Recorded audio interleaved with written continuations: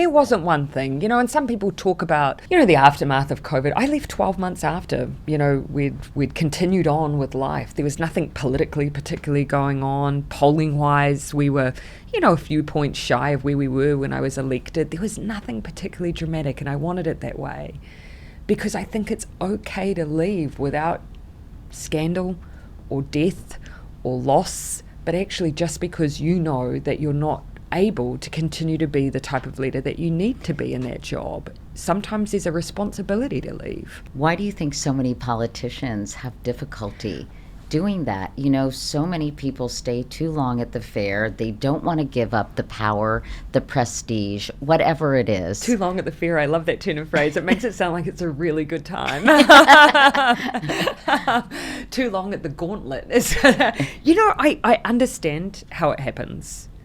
Because obviously your team that surrounds you, they're really supportive, they really encourage you, and sometimes you can end up feeling like, you'll be leaving people adrift if you go.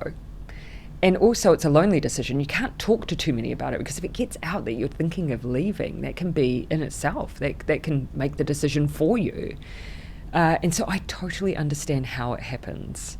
And whilst I really hadn't thought about it, maybe by leaving it gave a little permission for people to think differently about departure. I don't know.